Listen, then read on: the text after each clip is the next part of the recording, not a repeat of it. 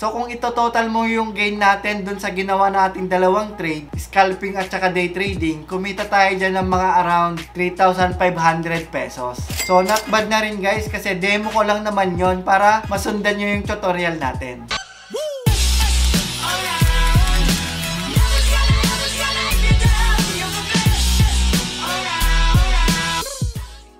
So, ayun guys, kumusta tayo dyan? And short video lang to guys. Gusto ko lang i-share sa inyo kung paano ako mag-day trading, scalping, ano yung indicators na ginagamit ko, and kung paano ako mag-trade ng within 3 to 10 minutes lang guys, magigain na agad ako doon. So, kung gusto mong malaman lahat yun guys, be sure na tapusin mo tong video na to hanggang sa dulo. Kasi actual trade o demo yung ipapakita ko sa inyo guys na nagtitrade ako mismo. Para kayo din, masabayan nyo. Pero bago ang lahat guys, kung gusto mo itong mga ganitong videos na nagtuturo ako ng mga tips and tricks, mga trading strategies, mga kitaan online, at gusto nyong ipagpatuloy ko pa to, be sure naman guys na i-click mo naman yung like button dyan sa baba. Ayan, i-click mo yan para ganahan naman ako guys na gumawa pa ng mga ganitong videos. So ayan, wag na natin patagalin, puntahan na natin yung computer natin.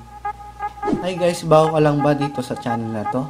And gusto mong matuto kung paano kumita online, click mo lang tong subscribe button and yung bell icon para ma-notify ka in every uploads ko. So ayun guys, bale nandito tayo sa Binance Futures and dito tayo magti-trade. So may complete video na ako guys kung paano natin gamitin tong Binance Futures na to. And may demo trade na rin ako doon. So be sure na panoorin mo muna yon, yung video na yon. Maglalagay ako ng link dyan sa description box. Kiklik mo na lang yon para mapunta ka na sa video na yon guys. So ayan, umpisahan na natin. So, unang-una guys, alamin muna natin kung ano yung pinagkaiba ng scalping at saka day trading. So, importante na malaman nyo yon para mag-succeed kayo dito sa strategy na ituturo ko sa inyo dito. So, sa scalping muna guys, pag sinabing scalping kasi, segundo o kaya minuto lang yung binibilang mo dyan. So, within a minute lang o kaya 3 to 10 minutes, pwede ka na agad mag-gain ng profit. So, paano yun guys? Ito, kapag mag-scalping kayo, isiset nyo lang to 1 minute, 3 minutes, 5 minutes. Ayan. So, meaning nito guys, short-term trade yung gagawin niya. Kasi yung mga candlesticks natin is nakaayos per 5 minutes. Ayan, 5 minutes, 5 minutes, 5 minutes. Ayan. So, pwede kang bumili dito, then pwede mong ibenta dito. Ayan. So, mga ganyan trade lang. So, siguro to mga 30 minutes trade to. Then, kung gusto mong kumita ng within 3 minutes lang, pwede mong iset up to 1 minute. Ayan. So, sabihin natin, nag-entry ka dito, bumili ka, then within 10 minutes, binenta mo dito. So, dun pa lang sa ilang minuto na yon, may kita ka na kaagad. So, ganun yung mag-scalping guys. Then, kapag magdi-day trading naman kayo, magdi-day trade, mostly ang ginagamit dyan ng mga day trader is nasa 1 hour, 4 hours, 1 day. Ito. So, tignan natin yung 4 hours. Boom. So, dito kapag nag-day trading kayo, pwedeng umabot yan ng ilang oras, ilang araw, o kaya 3 to 5 trades lang in just 1 week. So, medyo may katagalan guys. So, sabihin natin, ito guys, nakita mo sa indicator, ayan, napabagsak siya. Then, nag-sell short tayo dito, nag-entry ka dito, April 4, tapos within a day, sabihin natin, bumagsak hanggang dito, tapos umexit ka dito, 11, so ilang araw din yan. So, 7 days guys. So basically, yung pinagkaiba lang naman ng day trading at saka scalping is yung duration, yung time frame guys. Ayan. So sa next tayo guys, ito naman yung indicators o tool na pwede nating magamit para ma-maximize yung mga gains natin dito. And ano nga ba yung benefits ng indicator na to kapag nag-scalping na tayo at saka nag-day trading na tayo? So ayan, open lang natin dito, click natin, technical indicators, then moving average. Ayan. So kung alam mo na tong tool na to, pwede mo nang skip tong video na to. Pero kung gusto mong malaman yung diskarte, kung paano ko sila gamitin, pwede mo rin naman panoorin itong buong video na to. Ayan, moving average. Pwede tayong gumamit dyan ng simple moving average. Ito. Then pwede rin natin gamitin yung moving average exponential. Ayan. So, parehas lang naman yan guys. Maliit lang naman yung difference niyan. So, dito tayo sa moving average. Click natin. Boom. So, eto siya, yung kulay blue na to. Then, iset natin siya dun sa pinaka-ginagamit na value. Ayan, click natin yan. So, ilagay natin 200. So, mostly lahat ng mga traders, minsan ito yung ginagamit nila. Click natin, boom. Tapos, ilagay natin in 1 day. Ito. Then, palakihin natin. Ayan. So by the way pala guys, nasa market tayo ng XRP USDT. Kasi dito ko ginawa yung dalawang trade natin. Yung isang day trading at saka scalping. So ang meaning ng moving average kapag tinagahalog natin is gumagalaw na porsyento, di ba? So paano naman yun dito sa graph na to? Example natin, yan, itong value na to ng moving average. Guhitan natin guys. Ayan. Tapos, yan. So, itong value na to, ng moving average natin na 0.9183, dito, is kinuha yan sa average ng galaw ng mga candlesticks na to. So, magbilang ka dyan ng mga 200 candles dito. So, sabihin natin guys, 200 na yan. So, yung average ng 200 candles na yan, ito yung naging average niya. Ayan. So, ayan yung definite meaning ng moving average. So, ang tanong dito guys, ano naman yung gamit nitong moving average, lalo na tong 200 na value. Yan. So, most of the time, ginagamit siya para malaman yung trend. So, dalawa lang naman yan guys, it's either bullish o kaya bearish. Pataas yung market o kaya pabagsak yung market. Ayan, so tignan natin to. Then, tanggalin muna natin yung moving average 200. I-hide muna natin. Boom. So, dito sa graph natin, dahil wala tayong mga indicators, wala tayong moving average, wala tayong RSI, wala tayong Bollinger Bands, hindi tayo naglagay ng mga support and resistance natin, hindi natin alam kung bearish ba yung market o kaya bullish yung market. Ayan. So, dahil may moving average 200 tayo, i-open lang natin, ayan, malalaman natin kung ano yung trend ng market. So, mas naging klaro na siya. Ayan. So, nakikita nyo na yung pattern niya. And ito guys, isang tips na ipapakita ko sa inyo. So kapag yung moving average natin is nasa baba ng mga candlesticks, ito, ayan,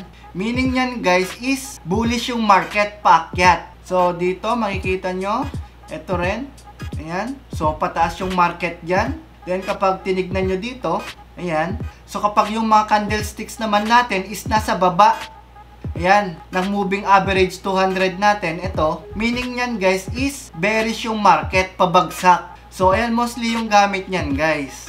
So, sa functionality, sabihin natin, dito tayo. Pag alam mong pabagsak na siya guys, i-maximize na natin to, yung sell short natin. So, kikita ka kahit pabagsak yung market. Ayan. Then, dito naman, kapag bullish yung market, ito, i-maximize natin to, yung buy long. So, kikita ka naman kapag pataas naman yung market. Ayan.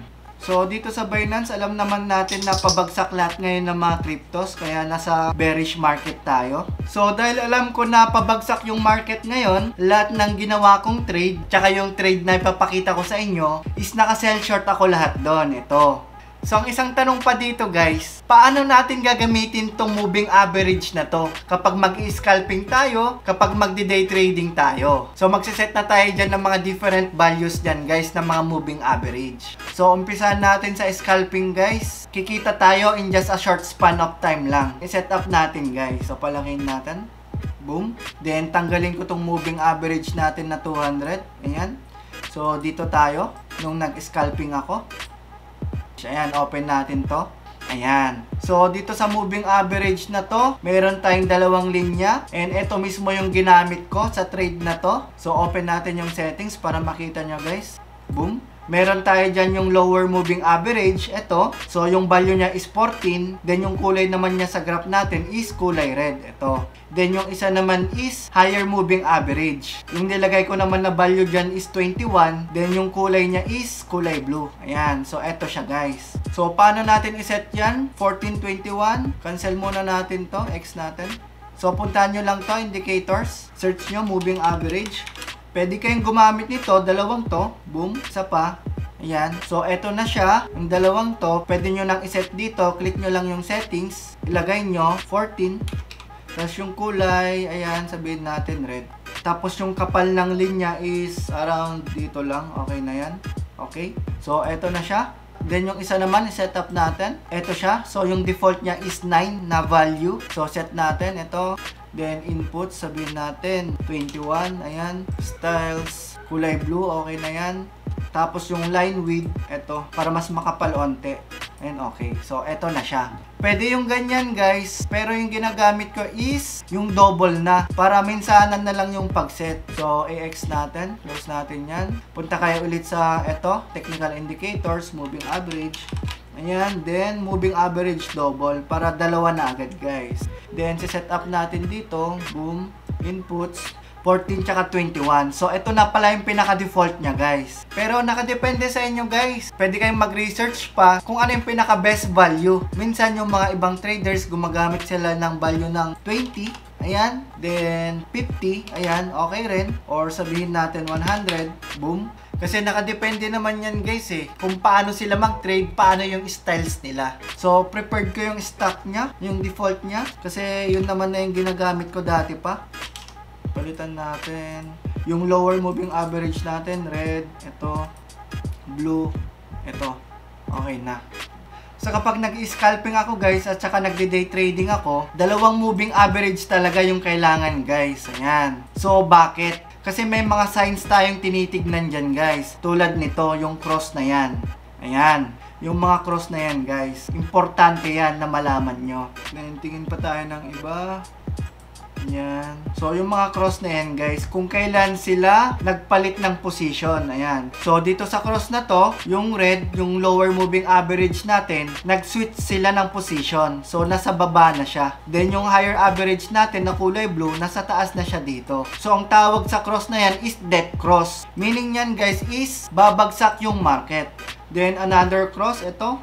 Ayan, nasa taas yung lower moving average natin, yung kulay red. Then, nag-cross sila dito. Nasa baba na ngayon yung lower moving average natin, kaya bumabagsak siya. So, yan yung mga tinitignan ko dyan, guys. And ang pinaka-importante dyan, guys, is dapat naka 5 minutes yan, guys, ha? Kapag gusto nyong mag-scalping. Para makita nyo lang yung galaw ng mga candles ng 5 minutes lang. So, ito naman, example natin na isa.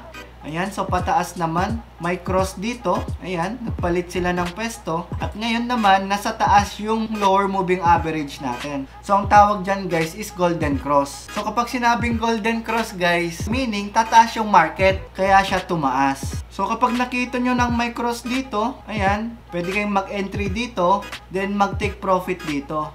Ayan. Ang gagawin nyo lang, huwag kayong mag-e-entry dun sa malapit sa cross natin. Huwag kayong mag-e-entry dito. Dapat, i-observe nyo muna yung galaw niya kung definite nga ba na dediretso siya pataas. Ayan. So, magpasok kayo siguro ng mga konting gap lang. Then, observe nyo kung liliko ba yung moving average o kaya magdediretso siya. Kasi dito, tignan nyo naman, nag-cross nga siya dito. Tapos sabihin natin, nag-entry na kayo agad dito. So, hindi pa pala. Nag-cross ulit dito. Ayan, nag-cross ulit. So, ingatan nyo lang guys na magpasok na hindi definite yung direction ng mga moving average natin. Ayan, balik tayo dito. Ayan, dito sa ginawa kong trade na to. So, nag-cross siya dito guys. Hindi mo na ako nagpasok dito kasi masyado pang malapit dun sa may dead cross natin. So, hinintay ko muna na maging definite yung direction ng mga moving average natin. So, nakita ko naman na dumiretso siya. Ayan, wala sang liko. Pwede naman na kayong magpasok dito. Ayan. Pero dito na ako nakapagpasok guys. Ayan. And tumubo naman tayo dito. So, ganun lang naman yan guys. Kapag nag-i-scalping ako, kung gusto kong kumita lang ng mga maliliit lang naman na value, sabihin natin 1,500, 2,000, 3,000. And gusto kong kumita ng mabilis. Mga 5 minutes lang, 10 minutes lang, ganyan. Panggastos lang, pangbayad sa mga bills. So, panoorin na natin guys kung paano ako nag-entry dito. Then, kung paano ko sinet yung take profit price ko. So, ayan. So, makikita nyo naman guys, ayan, nag-cross sila. So, dead cross. And yung lower na moving average natin is nasa baba na guys. Ayan. So, ang possibility nyan guys is bubulusok na siya pabagsak. Ayan. So, makikita nga natin dito sa graph niya na pababa na siya guys. So, tamang-tama para mag-place tayo ng sell short order natin. Para kahit bumabagsak siya, kikita pa rin tayo. So, i-place na natin. Gamit tayo ulit ng isolated. Ayan, confirm. Then, mag-leverage tayo ng times 20 guys. Para mas malaki yung kikitain natin. Confirm. Tapos, mag-trade lang tayo dito ng around 50% lang. Kalahati lang ng available natin na USDT. So, ang USDT natin ngayon is nasa around 464.20 USDT. Kalahati niyan is nasa around 232.10. Yun lang yung gagamitin niya sa pag-trade. So, tignan naman natin yung value niya in peso guys. Para malaman din natin kung magkano. Ayan, USDT PHP. Then, puntahan natin dito. CoinGecko ulit. Ayan. Ilagay natin yung available natin na USDT. 464.20. Then yung value niya in peso is nasa around 24,000 guys. So ang kalahati niyan guys, dahil nasa 50% tayo, i-multiply natin ng 50%. Yan, para makuha natin. So nasa around 12,122 pesos yung ipapasok natin sa pera natin. Then, dahil nag-leverage tayo kanina ng times 20, i-multiply natin ng times 20 dito. So, lahat ng ipapasok natin kasama yung leverage natin o inutang natin sa Binance is nasa around 242,450 pesos. So, ganyan kalaki guys kasi nag-leverage tayo. So, set up na natin ulit dito guys kasi nabura yung sinet up natin kanina. So, magma-market muna tayo guys para mabilis tayo makapag-entry sa current price ng XRP ngayon. Then, yung size ng ipapasok natin is 50% ulit para kalahati. Then, yung leverage natin i-times 20 natin ulit. Ayan, naka-set up na guys. So, kapag na-set ko na lahat guys, ayan, i-sell short na natin para ma-trigger na siya. Ayan. So, nakagawa na tayo ng position natin. Makikita natin dito sa may baba. So, ang XRP value lahat ng pinasok natin is 6,753 XRP. So, i-double check natin. Yan, 6,753.6 XRP. Ang value niya sa peso is 241,000. So, kaparehas lang guys ng kinumpute natin kanina. So, balik tayo dito guys. So, ang enterprise natin is 0.6850. Ayan. So, bali nandito siya guys. Ito, markahan natin dito. So, mapapansin nyo dito sa graph na to guys, pabagsak na siya ngayon. And mas mababa na yung current price dun sa entry price natin. So, dahil nag-sell short tayo, kumikita na tayo dito guys. Ayan. Kaya, yung profit natin, kumita na tayo ng $14. Ayan, $11, $12. And yung liquidity natin is nasa around 0.7145. So, nasa around dito, malayo. So, malayo na malugi tayo guys kasi ang layo ng liquidity price natin. Basta nasa around dito, sa taas. And ang layo na ng binagsak niya. Siguro mag-set na ako ng take profit dito. Ayan, yung close position natin. Around dito. Ayan, 0.6805. Ayan. So, i-set up natin dito sa may take profit natin. Ilagay natin 0.6805 para saktong kikita tayo ng 30 USDT. Confirm natin. Boom. So, kapag bumagsak yung market hanggang dito, dun yun na automatic na i-close yung all positions natin and dun na papasok yung kita natin guys na $30. So, hintayin lang natin. So, ayan guys, malapit niya nang maabot yung sinet natin. So, konting tiis na lang yan. Ayan, kita nyo naman. Pag umabot siya sa linyang to, yung kulay yellow, kakancel niya na to. And kumita na tayo. Ayan, so umabot siya guys and kumita na tayo doon ng $30. So, sayang nga, nilagpasan niya pa. Dapat hinabaan natin. Pero okay lang guys, at least naipakita ko sa inyo yung scalping na ginagawa ko. So, tignan naman natin dito kung naidagdag. Ayan, so naidagdag nga guys. 130 na kalugay. Then, another one, tignan natin dito. I-triple check natin. Trade history, a day. So, ito. So, makikita nyo dito guys, yung time difference nila. Kung kailan tayo nag-entry ng futures trade natin. And kung kailan tayo nag-take profit. Ayan. So, more or less, 9 minutes lang tayo nag-trade dito guys sa my futures. So, ganun lang naman ako nag-scalping guys. Mga ilang minutes din yon. So, puntan naman natin yung ginawa kong day trading na umabot ng more than 1 day. So, set ko siya ng 1 hour. Then dito, 25.99. Yung lower moving average natin, kulay red, kulay blue naman yung higher moving average. So, eto siya. So, yan yung gamit kong mga value kapag gusto kong mag-trade ng ilang oras, ilang araw, ganyan. Pwede nyong gamitin yan. So, dead cross ulit yan guys. And nasa baba yung lower moving average natin. So, nag-sell short ulit tayo dito guys. Kasi alam kong pabagsak siya. And makikita nyo naman guys, dito sa ginawa kong day trade na to, ayan, may dead cross tayo dito. And nung nakita ko yan, hindi mo na ako nagpasok dito kasi parang liliko siya dito. Kaya hinintay kong maging definite yung pupunta ng mga moving average natin. And then nung napansin ko na medyo lumalayo yung gap niya, ayan, kaya nag-entry na ako dito guys. Ayan. Ayan, then makikita nyo din, yung dalawang moving average natin is nasa taas ng mga candlesticks natin. Ayan. Yan, di ba? So, isa din yun guys na palatandaan na babagsak siya dito. So, hinintay ko yan ng mga ilang araw. Ayan, 23, 24, mga around 42 hours ata yan, more than 1 day. So, entry price ko dito nang nag-trade ako guys is 0.7200.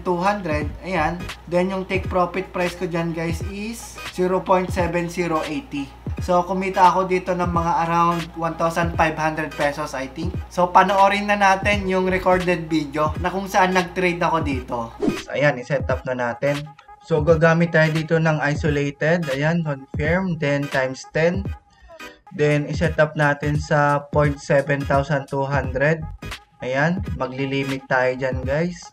Then, 55%. And, i-sell short natin kasi pabagsak yung market. So, hintayin na lang natin na ma-reach yung price natin na nilagay natin sa limit para ma-trigger yung sell short order natin. So, update ko na lang kayo mamaya, guys. So, ayun guys, nakapag-sell short na tayo. Yung 7.2 kanina, ayan, nalagpasan niya na. So, that means na na-trigger na yung Binance Futures trade natin. Then, at the same time guys, bumabagsak na siya. Ayan. So, dahil naka-sell short tayo, kikita tayo kapag pabagsak yung crypto na yon. Ayan. So, makikita nyo naman, kumita na tayo ng 2.59 USDT. So, ayan, hintayin natin na bumagsak pa hanggang bukas siguro. So, ang oras ngayon guys is 12:30 AM. So, madaling araw. So, I think diretso yan pabagsak guys kasi pabagsak ngayon yung BTC. Ayan. So, tingnan natin yung mangyayari bukas. So, ayun guys, update lang. Mga ilang araw na rin na hinayaan ko na bumagsak yung presyo ng XRP guys. So, nung nakaraan guys, dito na trigger yung sell short limit order natin. Ayan, sa value ng 0.7200. So, guhitan natin para malaman natin guys. Ayan. Nung April 23, bumagsak nga siya. Ayan, tignan nyo naman. And hanggang ngayon, April 24, bumagsak na siya ng tuluyan. So, baka hanggang mamaya, babagsak pa rin yan. So, dahil pabagsak siya guys, ayan, kumita tayo ng 37.99 USDT. So, kung gusto ko nang i-out to, and kontento na ako sa ganitong kita, pwede ko nang i-close all position to. And madadagdag na sa futures account ko to, yung 37.99 USDT. So, i-close position ko na to guys. Ayan, close all positions. Boom. Then, yung kita natin, nandito na. Available balance is 464.20 USDT. So, naidagdag na dito guys. So, ganun lang ako mag-trade guys. Kung alam ko naman na sobrang predictable yung market na babagsak siya, so magsisell short ako. I-maximize ko yung pagbagsak ng mga crypto na yon. So, ganun lang guys. Sana may natutunan ka sa video natin ngayon. So, may papayo ko lang sa inyo guys, bago kayo pumasok dito sa Binance Futures, dapat mag-conduct muna kayo ng mga research nyo. Ayan, pag-aralan yung mabuti guys. Kasi dito sa Binance Futures, napaka-risky na yung mga trade natin dito kasi may mga leverages na. So, kung gusto nyong itry guys, mayroong feature si Binance na kung saan pwede kang mag-test trade. So, kahit wala kang pera dito, gusto mo lang itry, gusto mong subukan yung mga strategy na natutunan mo, pwede mong gamitin to guys. I-hover mo lang dito, then mock trading. Boom! So, dito, binigyan ako ni Binance ng parang play money. Ayan, 3,000 US dollar. So, dito muna kayo guys, i-test nyo muna yung mga natutunan nyo bago kayo magpasok ng any amount dun sa Binance Futures. So, ayun lang. Sana nag-enjoy ka sa video natin ngayon. And kung may time ka naman guys, at hindi mo pa nag-click yung like button dyan sa baba, i-click mo naman yan guys, ayan, para makita ko and ganahan pa ako na gumawa pa ng mga ganitong tutorials. So, ayun lang. Kita-kita tayo ulit sa next video natin.